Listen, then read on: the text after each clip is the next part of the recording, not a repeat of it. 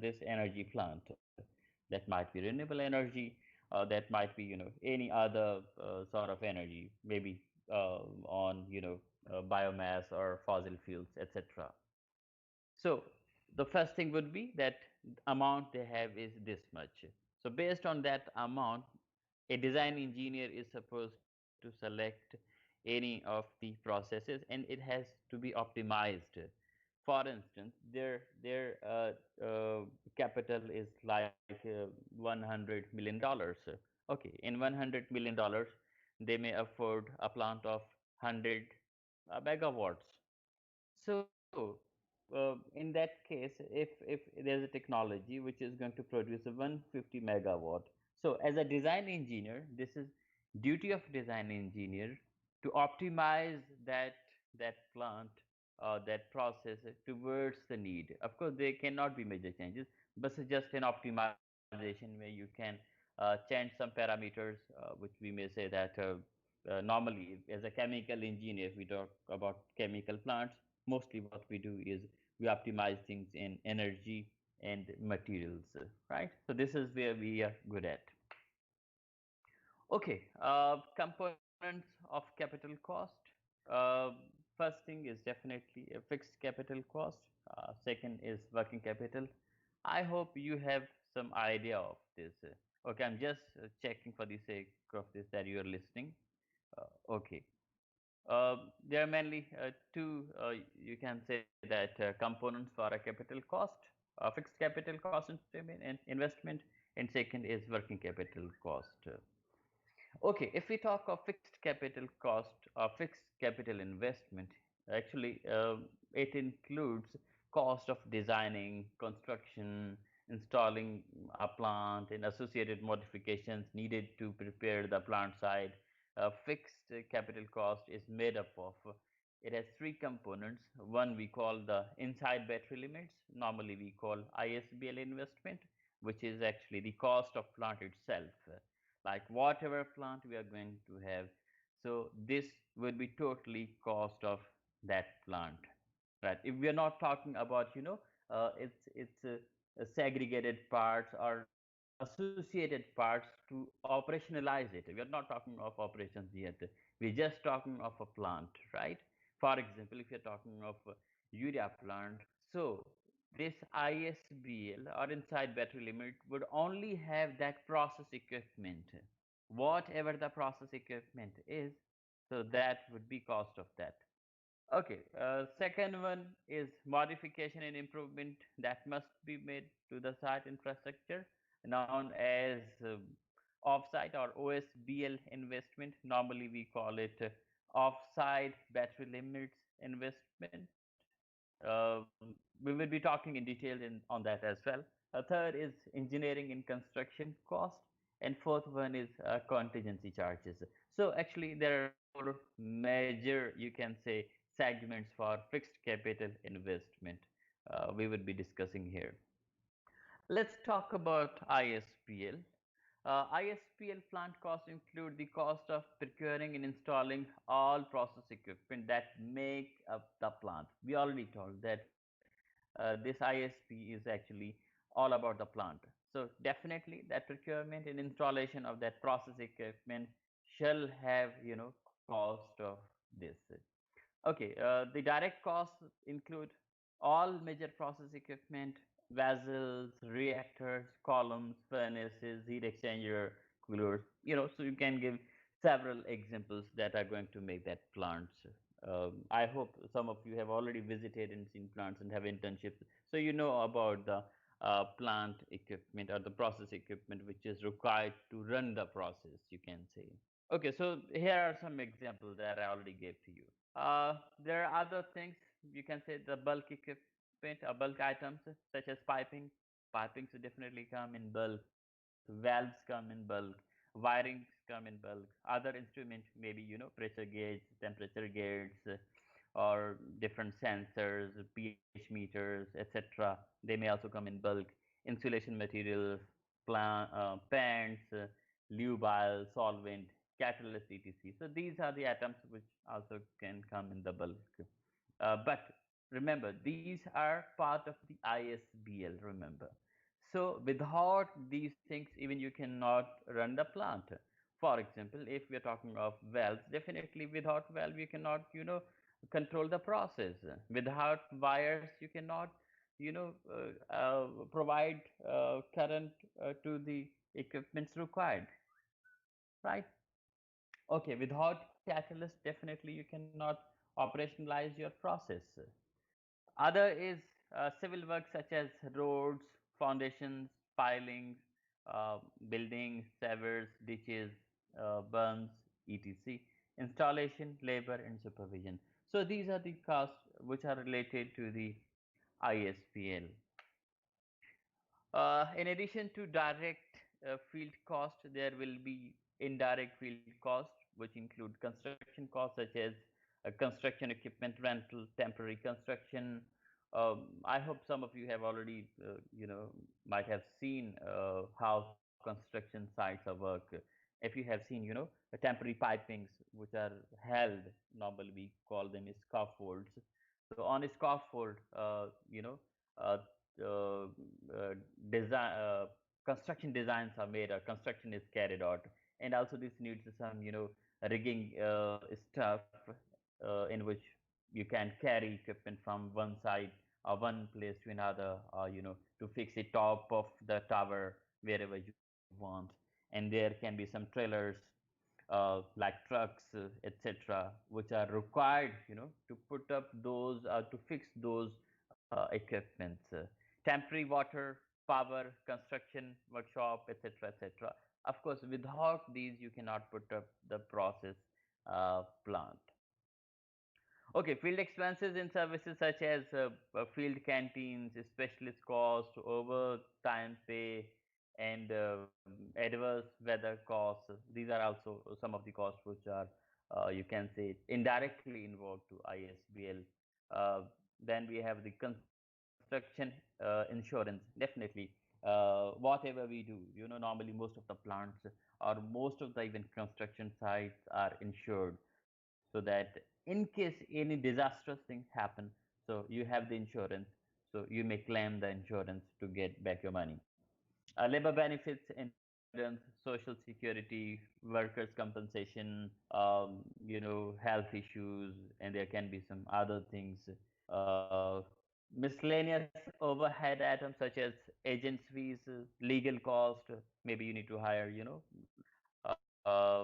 some lawmakers, I may say lawyers somehow, or some people who are good at legislation, maybe doctors, maybe security guards, etc. In that case, there can be local taxes uh, in different states, in different parts. Tax levels are different. For example, if you're putting up a plant in Karachi, tax will be different. If you're putting up a plant in Hyderabad, tax will be different. In case if you're putting up a plant in Sakkar, or Jacobad, or maybe somewhere else in Pakistan, in a small city, you can say, for example, Rahimia Khan. So there will be different taxes. That depends on state as well as that city. Okay, there can be other things as well. I have put in up a note here. In early stages of a project, it is important to define ISPL scope carefully, as other project costs are often estimated from ISBL cost. The overall project economics can be badly miscalculated if the ISBL scope is poorly defined. Yes, that's very important. When you are going to have your design, you need to define this one very carefully, so your costs are optimized, or your costs are accurate, you may say. In case if you miscalculate ISBL scope, if you're not including few things which are definitely part of the IASB, so they will overburden some other, you can say heads of the project. Maybe that can go, if it is not here, that can go in the working capital. So that would be an overburden on the working capital. So it is very important to have good estimates and accuracy. in ISBL. Uh, there were, ISBL. Now we are talking about OSBL, which is offside cost. Offside cost or OSBL investment includes the cost of addition that must be made to the site infrastructure to accommodate adding a new plant or increasing the capacity of an existing plant. So initially we talked about, ISBL. In ISBL, we saw that this inside battery limit is only about the plant itself, remember. So that is only plant itself. Now, if you're going to add up, or if you're going to modify that plant, definitely we are going to have some other cost. So those costs are called the OSVL cost, which can include, electric main substations, transformers, switchgear, power lines, power generation plants, turbine engines, standby generators, boilers, steam mains, condensate lines, boilers, wastewater or feed water treatment plants, supply pumps, cooling towers, circulation pumps, cooling water mains, cooling water treatment, water pipes, etc., etc. So actually, these are not exactly part of the plant, but yes, without these, you cannot run the plant. These are, additionally coming up to configure your plant, to help your plant, to assist your plant, you may say. Normally, some of those costs, we call it the utility, we bring it, in utility parts. So the utilities, capital cost of utilities will come under this heading, right?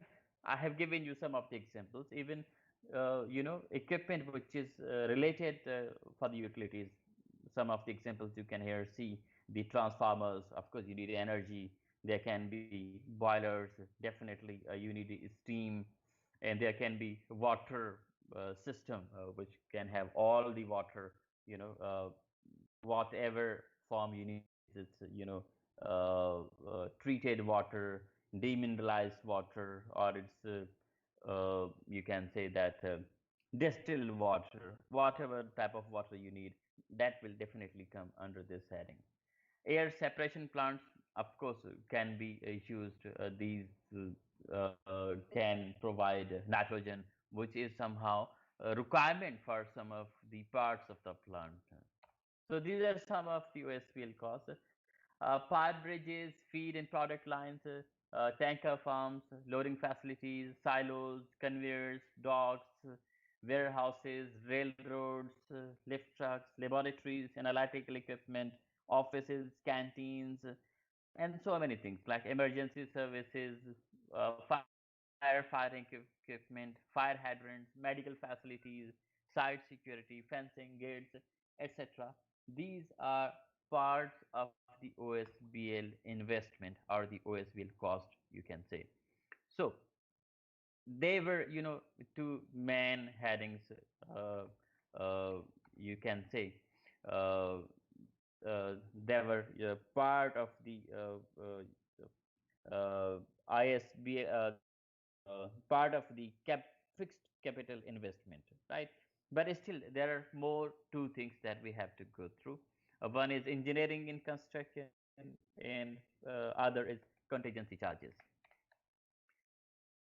Okay, coming to the engineering costs, normally, some of the companies that you might have seen, which we call them ENC companies, normally we call them engineering and construction companies.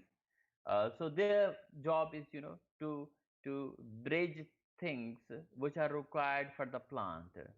Some of the examples that I'm going to give you here are the engineering costs, sometimes referred to as home office cost or contractor charges, include cost of the detailed design and other engineering services required to carry out the project, right? One is the detailed engineering design, definitely someone or some company will do it for you, and other is services required for the project to be completed. If you have been to any new plant which is being put up, you will see there will be working not a single company, but there will be several companies, maybe 10 companies, 5 companies, uh, 15 companies, depending upon the capacity of the plant. So those companies are engineering companies which provide services to that company in order to getting that facility made. So they are helping hands towards that. So those costs which go to the engineering services companies or engineering in construction, they will come under this heading. More detail, we can say that this may include detailed design engineering of the process equipment, piping system, control system, offsites, plant layout, drafting, cost engineering, scale models, and civil engineering. Procurement of man, plant items in bulk, construction, supervision and services, administrative charges including engineering supervision, project management, expediting inspection, travel and living expenses, and home offices, uh, bondings, contractors' profits. So these are under the heading of, you can say, engineering in construction. Please turn off your mic, whoever who is. Please turn off your mic.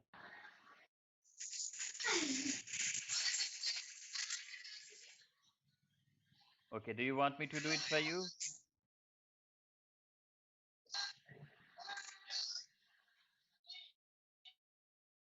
Okay, please, whoever is, unmuted their mic, please turn off your mics whenever you are in class. I initially said you in last lecture that if you have any questions or anything, you can raise your hand, right?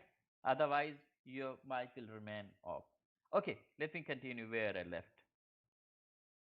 I think we have been through engineering cost, that what it involves. Okay, very few operating companies retain a large enough engineering staff to carry out these activities internally, except for small projects. In most cases, one or more of the major engineering contracting firm will be brought in. Right, because this is very difficult for any company to have staff members or engineers to provide, services within a company. Let's say that we have a small chemical company here in Pakistan or Karachi. There are several examples of it. They are going to put up a plant. Normally, you have seen any company here in Pakistan, which is being made, or you can say being installed, or its initial stages. You will always found Descon there. Now, what is work of Descon? Because Descon is an engineering and construction company which provides services to those companies. If somebody is going to put up a bridge, for example, I'm giving you example of KESC. KESC need to put up a small bridge which is 100-meter long and it has a dia of 6 meters, so that there can be transportation of some stuff from one end to another end, and they have in between some sea or river, whatever. Just an example. Of course, now KSC cannot hire civil engineers, surveyors, or architects or other people who can help them, building a bridge. What they will do? Definitely, what they are going to do is they are going to hire services of any other company. I have given you example of Descon. There are other companies, civil work companies, which can provide facilities. So for any firm, for any company as a mother company, they cannot have uh, higher number of staff for engineering services related. Okay, so this should be in your mind. Engineering costs are best estimated individually based on project scope, as they are not directly proportional to project size. Rule of thumb: an engineering cost is 30% of ISBL plus OSBL cost for smaller projects, and 10% of ISBL plus OSBL cost for larger projects. So these are some of the thumb rules that how you can estimate cost for an individual project. So you need to have in mind ISBL cost and OSBL cost. So if these costs are in your mind, you can know that how much equipment and what equipment you're going to have. In last class, I gave you some of the examples. If you're going to put up a plant which has 10 reactors, one distillation column and several heat exchangers, and there are some other vessels. First and foremost thing would be you need to know the number, how many, right? Then you will come that what is their size. So size is secondary. So primary is what project, because those numbers will tell you that what project are you going to put. Reactors will tell you, no, you are not going to put up a cement industry. Are you with 10 reactors going to put up a cement industry? No. Are you going to put up a power plant? No, of course no. It's a different chemical industry which needs 10 reactors. So definitely that is totally a different project. So that project will define that how much cost will it have. The actual charges paid for real industrial projects vary considerably from customer to customer and are strongly influenced by long-term client-contract relationship and overall market demand for engineering services. Yeah, there are a few things that need to be in mind. The project cost will definitely vary from customer to customer. Why customer to customer? I'm giving you some of the examples. One customer says, okay, I need all technology from US. Other says, okay, I need all technology from China. There will be a huge difference in their cost, isn't? Okay. Second thing would be the relationship between the contractor and the customer. For example, if I have terms with any company in China, and somebody who does not have terms relations, good relationship with another customer, so there might be a difference in my cost in their cost, because relations matter. For example, I already have got 10 projects from them or given 10 projects to them, so their cost for me might be different, and their cost for a new customer or another customer may be different. And definitely market demand also. For example, in current scenario, if you're going to put up a refinery, maybe that might be less expensive as it is expensive in normal conditions, because refineries are not at good conditions and currently. For example, cement industry. Maybe a decade ago, cement industry's market was low, but at current situation, cement industries are booming. So definitely, market demand matters a lot, and definitely for market demand for services also changes. For example, if one company which provides services has already contract with 10 other companies, so the company may not need another contract. If there are no contractors in the market, so definitely the company will ask for the higher price. Okay, I'm not going to work on this cost, I need this cost. So definitely that depends upon the demand in market. Customers usually have to pay premiums or surcharges if they want to complete a project on an accelerated timeline, if they make a lot of changes once a project is underway. Now, there are two things in this statement. One is accelerated timeline and other is changes in the project. Accelerated timeline, for example, if there is a project, for instance, a refinery, it needs 3 years to be put up. Now, customer says, no, I don't have 3 years. Please do it in 2 years. Now, this is an accelerated time. If you are going to accelerate the time, what you need to do then?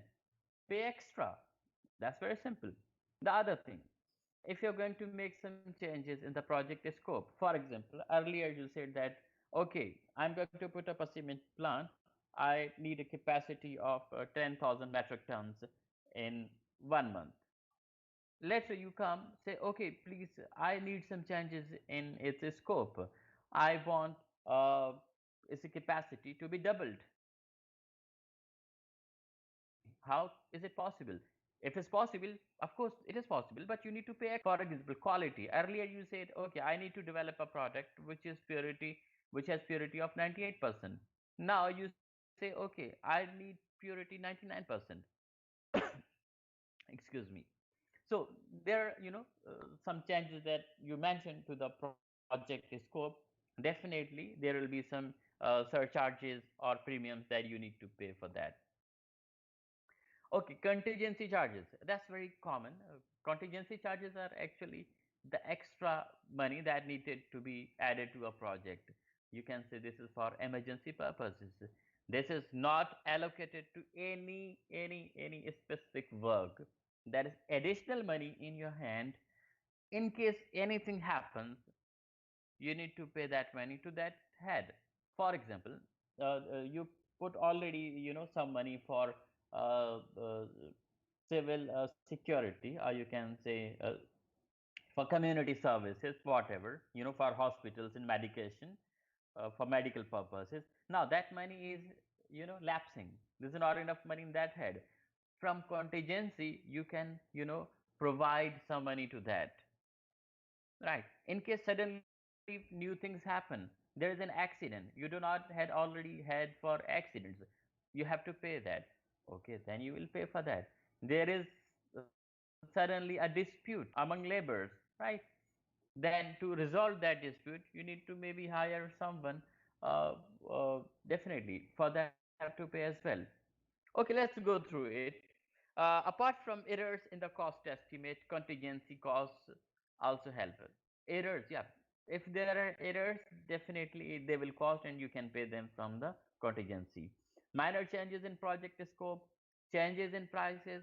Now currently petrol prices are just about 70, and you are going, if you're going to estimate petrol prices, any project have petrol prices from 70 to 80, and suddenly your petrol is at 120. What will you do? Of course there will be a fluctuation in your cost, so you have to pay that from your contingency account, a contingency head, you may say. uh, Currency fluctuation. As you see current situation, several currencies are going up and down, especially rupees, fluctuating a lot. Subcontractor problems, other unexpected problems. A minimum contingency charge of 10% of ISBL plus OSBL cost should be used on all projects. If the technology is uncertain, then higher contingency charges are used up to 50%. So contingency charges depends that what are you going to have, your certainty about your project, or its accuracy. But as a general rule, a rule of thumb, those contingency charges or head may involve 10% of ISBL plus OSBL, right? So that's thumb rule. Okay, that was just first heading of fixed capital cost. Just we ended. Now we are going towards capital, working capital, you may say. In addition to fixed capital investment that was used to design and construct the plant, the owner needs to invest some capital in maintaining plant operations. Now, this is the money that needs to keep the plant operationalized. Remember, you you can say that in an order in which plant is operationable, the capital that is tied up in maintaining inventories of feed products, spare parts, together with cash on other on hand, and difference between money owed by customers, account receivables, and money owed to suppliers, which are account payable in terms, is termed the working capital of the plant. Working capital is required as long as the plant is in operation, but it is recovered if the plant is shut down. Now, you might get confused with the other cost that we went through yesterday, which was uh, uh, operational cost. One was fixed capital cost, and other was operational cost. Now, remember, this is not operational cost. This is totally different. This is cost to maintain operation. For example, if you have a raw material A, to run the plant, not for a long time, to keep it operationalized, maybe your operation period is 14 days. Okay, for 14 days, if your product requirement is 100 metric ton, or sorry, not product, your feed requirement of compound A is 100 metric tons. Now that 100 metric ton has to be in the plant to maintain its operational. But of course, if you are operating that plant 360 or at least 300 days in a year, now that product you are going to sell, that would be operational cost. But you are maintaining that inventory of 100 metric tons, that is working capital. So this is the cost which keeps or maintains the operations. Remember, we are not talking of getting product for for years and years or months. No, we are just talking of maintaining the operation. So this is definitely a different. But once in last statement, if you look at it, if plant is shut down, then you can recover. For example, to suppliers, you have to pay whatever amount. Then you can definitely pay whatever amount they have, and you have to take some receivable accounts from your customers. Now, if you're going to get that amount, then you will have your balance sheet at the end of the plant, or shutting down of the plant. You will have your balance sheet, which is going to be net balance, whatever, where you're not going to pay to someone else, neither you are going to receive any money from your customers. Okay. Working capital can be explained in detail with respect to corporate accounting and finance. Yeah, there are some balance sheets or some reports, you can say, that are made at the end of the year. So if you are going through that fiscal year report, you can see that what the working capital you had invested, or there were some liabilities on you for keeping your plant operationalized. So this can come in a report, which you can say, like if you come at 2, that is financial information. You will have your balance sheet, your income statement, cash flows, notes to the financial statements, comments from the independent auditors. All that is to be uh, uh, to have in that report. So from that report, you can estimate your working capital properly, that how much money I had to maintain that plant. So this is just the cost which is for the maintenance of operations of the plant. Okay, there are some other things that needs to be done. One is accuracy in purpose of the capital cost estimates. Because initially, if you're going to put up a plant, you do not know that how much money is it going to take. That will be difficult for you.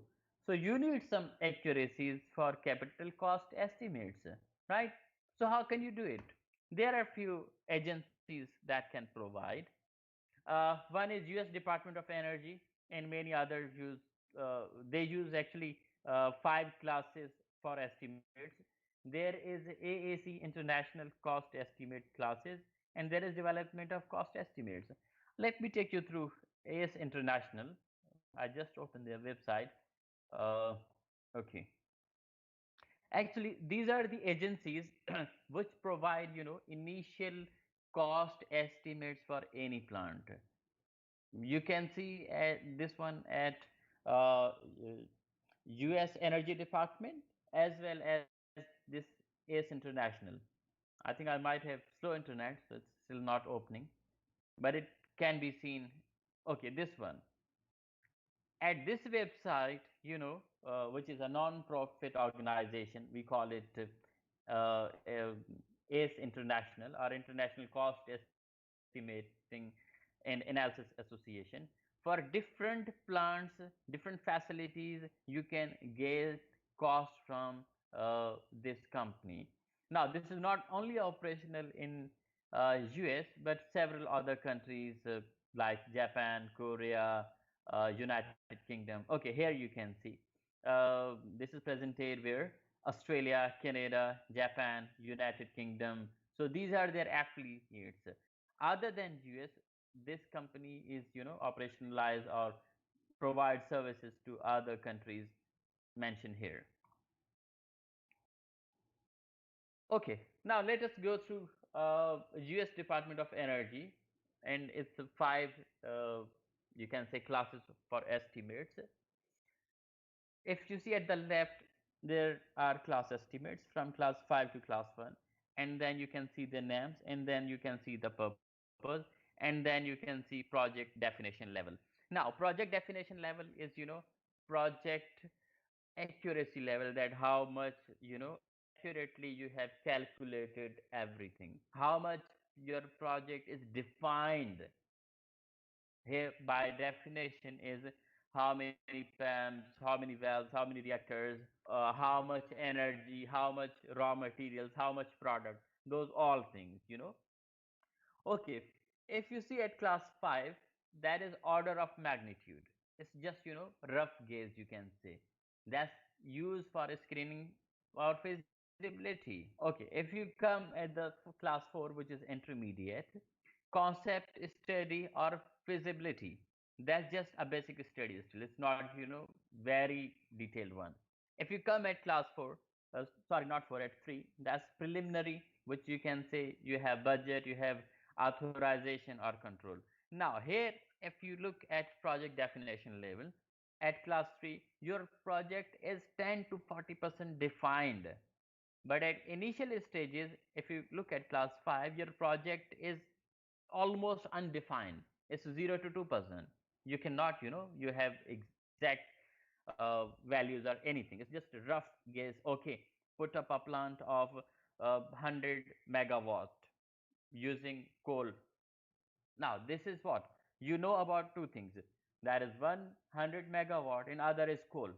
Now, this information may be 0 or 0.1%, but what else, right? Then there are other classes. Class 2, that is now substantiative control or bid tender. Now what you do is, when you have all those calculations, you have defined your project very, good way, and you have some very good definitions of projects or definition or explanations or sizes of your equipment or whatever inventory you needed. Now you're going to bid or tender that one. I hope some of you must be aware about the tender. Or not, you can go and Google the tenders. If you're going to open a tender, you will find detailed, items what they needed. Okay, let me find it out for you. I don't know how I'm going to find it. Here are some tender notices. Let's see.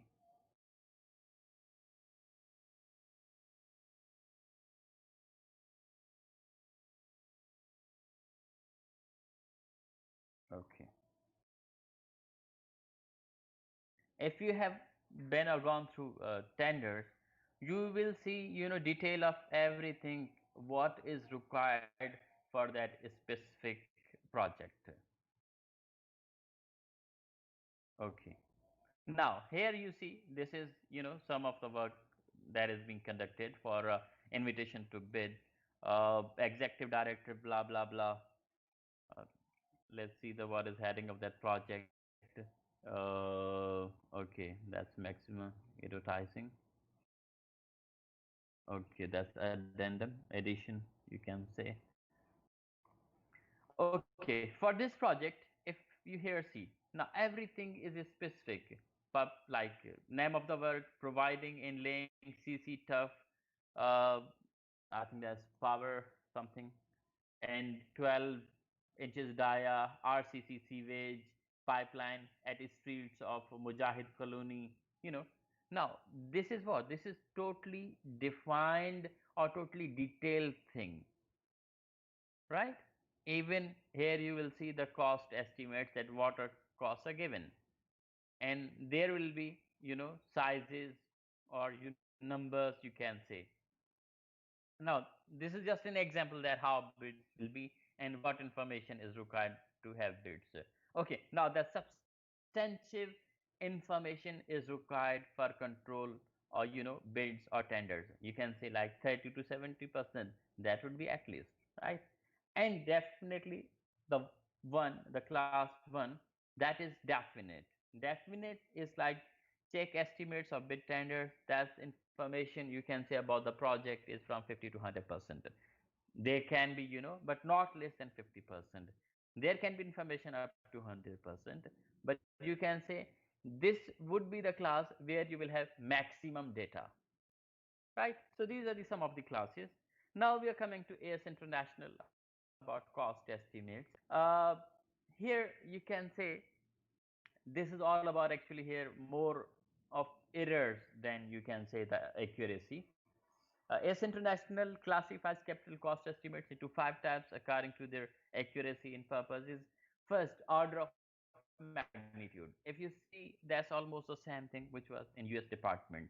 Normally, they call it, class 5 estimate or guesstimate, or sometimes it is also called ballpark estimate. Accuracy typically is like uh, 30 to 50%. Actually, there's more of error, you can say, that has higher error. Okay. Similarly, if you go through other of their classes, you will see that preliminary, and they have the definitive, and they have the detailed estimates, and then they have the check estimates. So these are five different classes which come under the category of S International, or S International provides costs based on these classes. First and foremost is you have to define your project, in which class your project is going to fall. If it's preliminary, okay, or before than preliminary even, it's just a gauge or estimate, maybe it's just order of magnitude, it's just a bulk. As earlier I gave you an example of 100 megawatt of power plant using coal. That's just a gauge, okay, do it. But other things like preliminary information, where will be the plant, what are the technologies will be used in that plant, what type of turbines are we going to use, what type of boiler is going to be used. Now this is more detailed. And similarly, you will have more detailed you can say design information or definitions when you go from class 5 to class 1. 5 class being the less accurate and class 1 being the most accurate, right? So this is like this. Okay, there is another thing that one formula you can say is used, that how can you initially estimate the project cost. If you see this graph, this is influence of design decisions on project cost. If you look at the left graph, on y-axis you can see the accumulated cost, and on x-axis you can see accumulation of cost. Initially you will see conceptual design, detailed design, procurement, construction, and operation. Now, of course, you do not need to have enough cost on conceptual design. That should be very small. Even at detailed design, you're not going to pay much. But when you come for procurement, now your money is going to go, because you're going to procure several things for the process.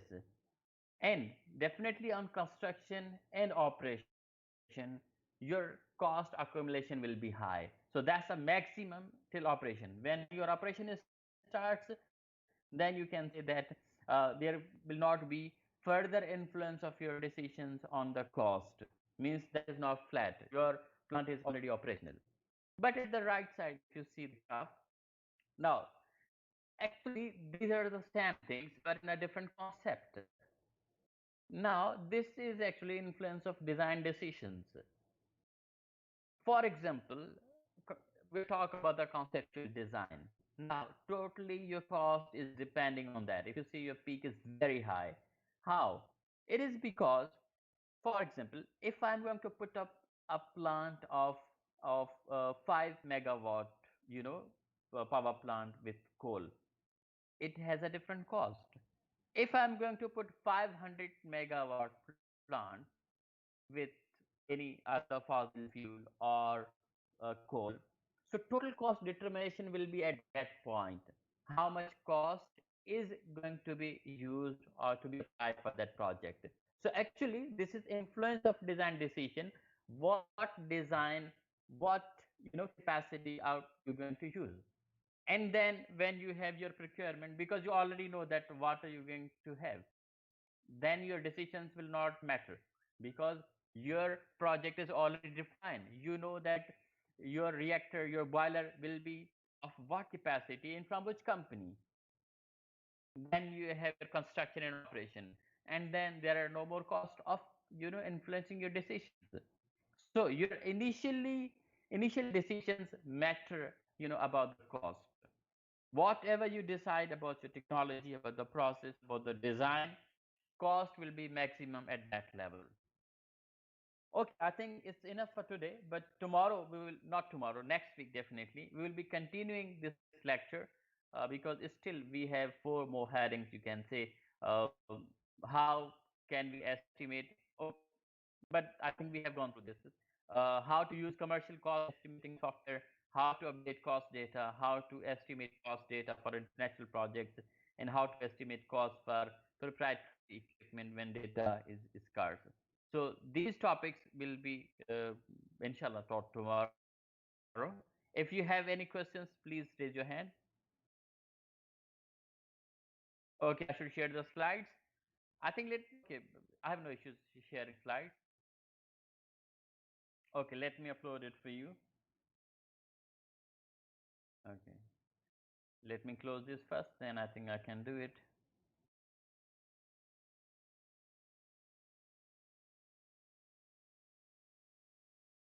Hopefully should be uploaded. Okay, are there any questions that I can?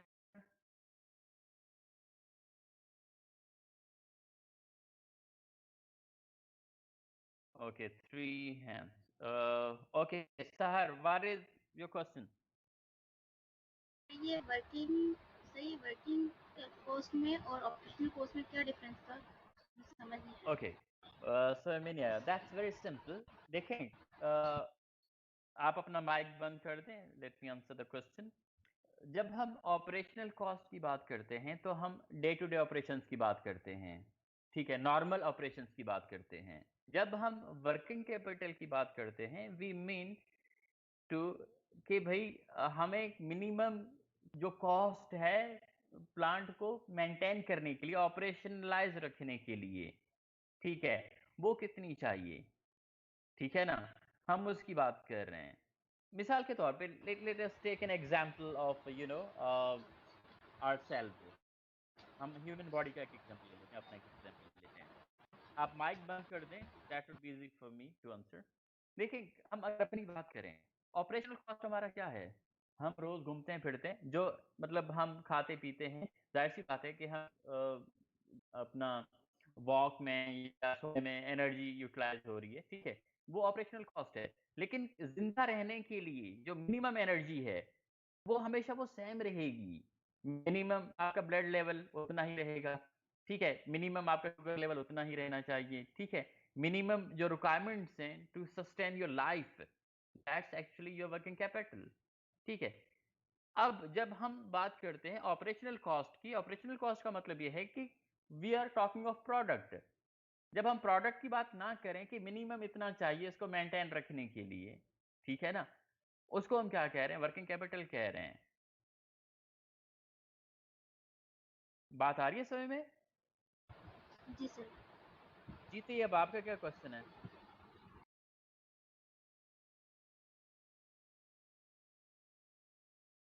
Taiba, did you raise your hand?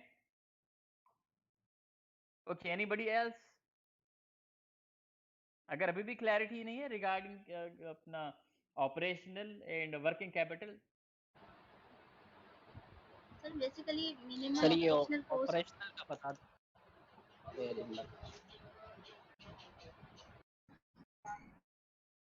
Sir मेरा ये सवाल है कि जो आपने बताया है कि एक्स्ट्रा कॉस्ट हम प्रोजेक्ट में एस्टिमेट करता है तो वो जो है वो हमारे पास फिक्स कॉस्ट में आएगी या फिर वर्किंग कॉस्ट में आएगी.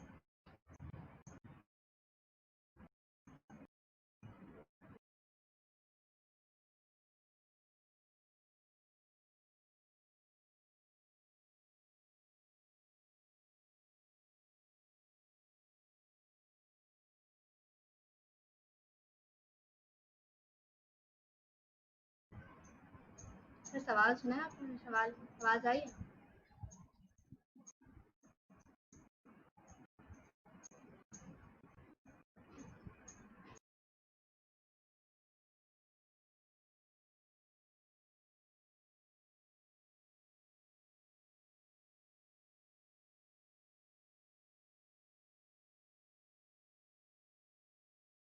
क्लास ही खत्म होगी, नेट क्यों बंद होगा?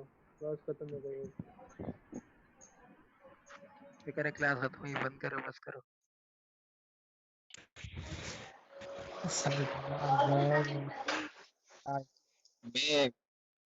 मैं समझा मेरा नेट बंद हुआ, मैं घर के बाहर काम पे चेक कर रहा हूँ। क्लास ही ठीक बंद हो गई, है, खत्म हो गई क्लास। सही सही।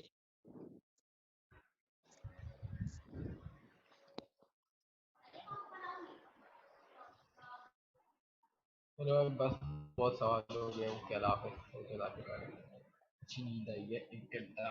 क्लास आप हो गई मेरे ख्याल से। खिताब खत्म हो गया कि नहीं? सुनील आने का हाँ निकला मेरे था। ख्याल से खत्म हो गया।